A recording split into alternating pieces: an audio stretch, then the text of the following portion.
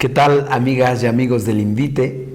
Estamos aquí en los puntos para dar razón de nuestra fe en algo que se viene viviendo en estos días a propósito del coronavirus, una emergencia mundial por esta pandemia y que pues nos exige a nosotros estar como en una actitud también distinta. Sí. Entre los cambios que vamos implementando, Miguel, es el modo de recibir la comunión. Ajá.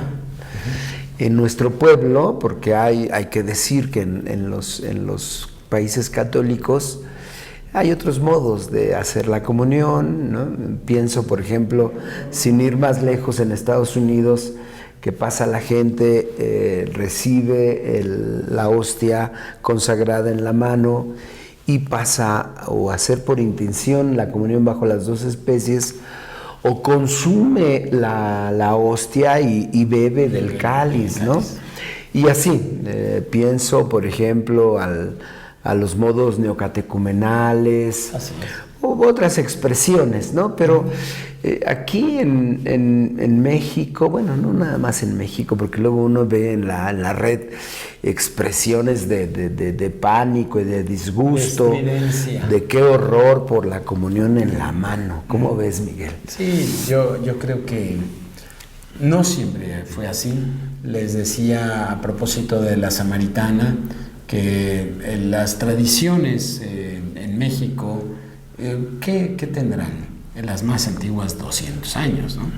Y con respecto a 2000 años de historia de la iglesia, bueno, 200 años o menos, porque las tradiciones de nuestras parroquias se remontan a hace 50 años, por ejemplo, a 100 años máximo. Les contaba de un baile que hacían en una parroquia que pues era tradicional el baile, ¿no? No, ¿cómo lo íbamos a cancelar a pesar de que era un foco de droga, de alcohol, de muertos? Hasta de muertos, sí. ¿Y cómo lo íbamos a cancelar si era el baile tradicional? Sí. Entonces, a mí me sucedió en una parroquia. Sí. Yo creo que es la misma parroquia. Puede ser.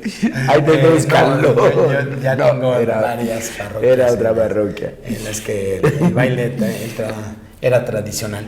Pero, ¿qué tradición? Pues hace 50 años o menos. O menos. Porque ¿hace cuánto hay sonido estridente? Pues 70, 20 años. No, bueno, cuando mucho.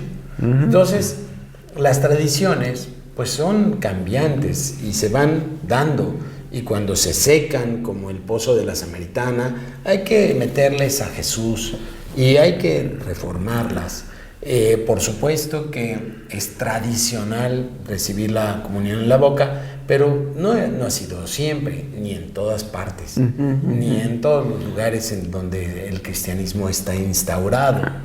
Hay muchas prácticas y todas tienen su bondad y todas tienen su maldad, porque hay abusos de un lado y hay abusos del otro. No podemos decir que quien recibe la comunión en la mano es más abusivo que el que la recibe en la boca. Hay un abuso implícito en las dos formas y hay una bondad implícita en las dos formas, pero aquí estamos ante una emergencia. Sí. Que hace que nosotros tengamos que obedecer a nuestra madre y maestra, la iglesia.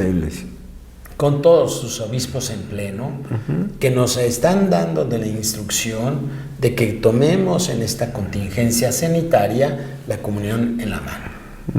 Porque la comunión en la boca es muy frecuente que al sacerdote se le peguen partículas de saliva en los dedos. Mucha gente que es impulsiva te chupa los dedos a la hora de comulgar. Abre la boca. Abre la boca y hace un movimiento raro. Entonces, en general, el sacerdote está en contacto con la saliva de la gente, pero en general no tendría ningún problema. Lo que hacemos es secarnos y seguir adelante. Pero tratándose de un virus como el que estamos a punto de estallar en México, porque pues estas semanas que vienen son las críticas. Sí. La dispersión, ¿no? La dispersión. Y justo la saliva es un medio es un vehículo. El vehículo más fuerte de este virus. Entonces, el episcopado mexicano nos ha instruido que durante esta etapa la comunión sea en la mano. En la mano. Pero hay muchas opiniones en la red, en las viejitas que opinan. Bueno, hay también algunos clérigos que hablan de sacrilegio, sí, porque tocar el cuerpo del Señor... Sí. Y es como extraño, ¿no? Que se hable de que sí toco con mi lengua, con mi boca, el cuerpo del Señor. Te lo tragas. Ajá. Y recibirlo en la mano, no sé, ¿tú qué opinas? A mí me parece como un sinsentido, me parece. Sí. Es un sentido que no tiene consideración del mandato. El mandato no fue abran la boca y reciban, ¿no? Abran la boca y sacan la lengua y cómenselo. El mandato fue tomen y coman. Tomen y beban. Tomen y coman. Este es un mandato que puedo garantizar que se vivió así en los primeros siglos, hasta que se dio el tumulto de las grandes concentraciones de gente, que estamos hablando de 100. De 100 para arriba. Sí. Pero más como una norma práctica. Así es. Que como cuando las hostias se comenzaron a hacer chiquitas, redonditas, blanquitas. Y todas en serie. Todas en serie. ¿No? Ya no se partía el pan porque... Antes era un panásimo que se iba partiendo, sí, ¿no? Sí, y entonces que se tenía que repartir. Sí. Se agarraba con las manos. Se agarraba. Y tú solito te lo llevabas a la boca. Pablo VI, en una instrucción que ahora no encuentro, no encuentro la instrucción de Pablo VI, yo creo que se perdió en las webs del Vaticano, pero el Pablo VI me acuerda mucho que cuando sacó la instrucción de la comunión en la mano, decía que comulgar en la mano, recibiendo en la mano y llevándosela a la boca uno mismo con la propia mano, era un detalle de madurez cristiana. Entonces, podemos decir que no te obliga nada a comulgar en la boca, recibirla en la boca o en la mano. En la mano. Ni una señal que obligue a un cristiano a recibirla de una u de otra forma. Pero en la contingencia tenemos que obedecer para minimizar. Ahí sí hay, ¿no? Porque hay un riesgo de contagio. Una obligación por salvaguardar la salud también de los demás, porque tú puedes hacer... Y de uno mismo. La población en general en nuestras parroquias se ha ido haciendo viejita. No siempre hay poblaciones de la tercera edad, pero pues hay misas de jóvenes. Pero la tercera edad, que es la más vulnerable, es la que quiere comulgar en la boca. Y entonces... Y ahí hay que salvaguardarla, ¿no? Esta emergencia también nos evidencia en muchas otras cosas, ¿no? De nuestro modo de celebrar y de nuestra cercanía o no con el pueblo de Dios. Y es muy importante que tomemos en cuenta que pues Jesús se hizo carne para ser tocado y para ¿no? No lo puede, no lo pueden. Y si se cae, y se la llevan a la banca. Bueno. Los abusos pueden darse voluntariamente, pues sin duda. De una o de otra forma. De una u otra forma. ¿Cuántas veces has escuchado en la parroquia que, la señora se la sacó y se la llevó? Bueno. Y yo en algún momento tuve un caso de que se la sacó de la boca a una persona, un señor, y la fraccionó y se la dio al bebé. Y pues, lo vieron mucha gente. En la catedral misma,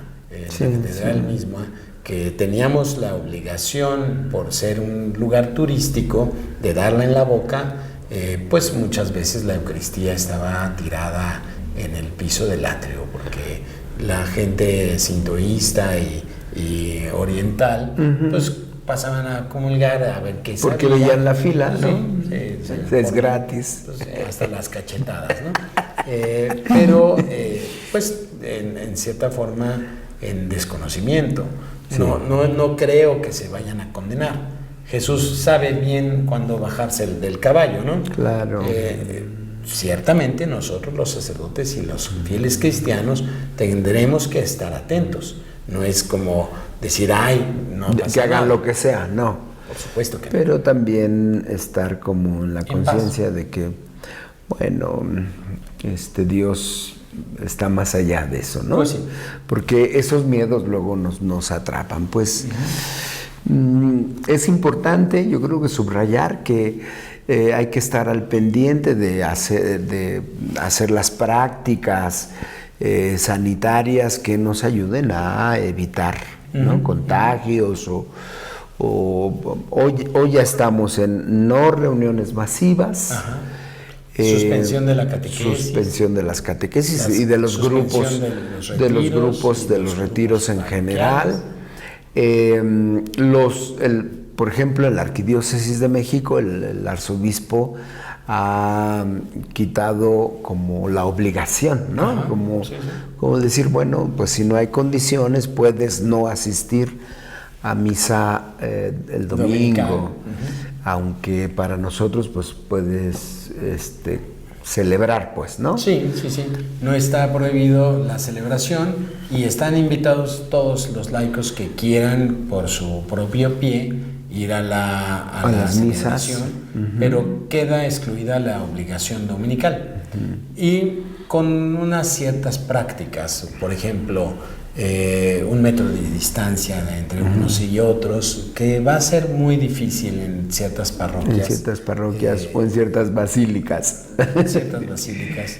La gente se aglomera y pues nosotros tenemos que respetar a las personas que nos lleguen. Yo creo que una práctica va a ser muy interesante el tener abiertas las parroquias, de tal manera de que no solo en los actos litúrgicos, sino en cualquier momento una persona llegue a una parroquia y esté en contacto con su Dios y la oración. Y pueda hacer oración y detenerse ahí ante el Santísimo, ¿no? Eso es muy importante, que las iglesias acá no se van a cerrar y que puedes ir en el momento que así lo desees. Sí, ya se quita la obligación de la práctica dominical. Se sugiere que sea 1 metro de distancia de unos con otros, no darnos el saludo de paz físicamente, no saludar a la entrada, no despedirse a la salida físicamente, con contacto físico, y la colecta al final de la misa. Esta es una cuestión muy importante. Si en la parroquia de ustedes no hacen la colecta al final, no den colecta y echen la moneda o la colecta en alguna de las alcancías al final de la misa. Si la gente no está consciente, hay que hacerlo nosotros, por obediencia a nuestros obispos. Y la otra cosa que se ordena, que ya no se sugiere, es que la comunión se reciba en la mano. Y para esto nos gustaría hacer una catequesis de la manera correcta de tomar la Eucaristía en la mano. Todos, al menos casi todos, tenemos dos manos, ¿no? Dos. Una mano la mayoría, más hábil. Más 10, ajá. Y la otra menos hábil. En general es la derecha la más hábil y la izquierda menos hábil. La menos hábil tiene que estar arriba y la mano más hábil abajo. Yo, como sufrí una parálisis, al revés. Al revés. La mano izquierda es la más hábil, la tengo que poner abajo. Y entonces recibo la Eucaristía en la mano. En la palma de la mano. Haciendo como un trono, decía Pablo VI, haciendo un trono para recibir al rey. Y entonces lo recibo y allí la manera más correcta es dar un paso al lado. A la derecha o a la izquierda, depende de si hay una o dos filas, ¿no? Y llevar con la mano más hábil la Eucaristía y comulgarla. Revisando que no quede ninguna partícula naturalmente. No hablamos sin la obsesión de andar ahí buscando con micropartículas. Micropartículas, porque los átomos de las moléculas del pan pueden quedar en la mano. Tampoco hacer así. No, claro. Hacer así. No. Decía un superior mío con un seminarista demasiado quisquilloso para la purificación y las partículas. Y le decía, déjale algo a los angelitos. Qué lindo. Qué lindo, déjale algo. Qué lindo. Sin demasiada obsesión, ¿no? Sí, sin demasiada obsesión. Porque si no se vuelve una tortura, es algo y pues lo mismo que no nos es conduce a boca, Dios. ¿no? La misma tortura es en la boca. Y entonces, bueno, yo creo que el Señor por algo instituyó la Eucaristía así. Si no hubiera querido que ninguna partícula, por más pequeñita que fuera, se perdiera, pues la hubiera hecho de rayo láser o virtual o qué sé yo. Un holograma, sabe Dios cómo. Bueno, Él se arriesgó.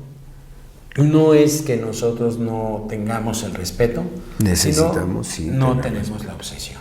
Entonces, hacer el trono para que la Eucaristía para recibirlo, en su trono, y llevárnosla con la mano más hábil a la boca, enfrente del ministro, ya sea sacerdote o laico o diácono, o el obispo, o el papa, o el cardenal,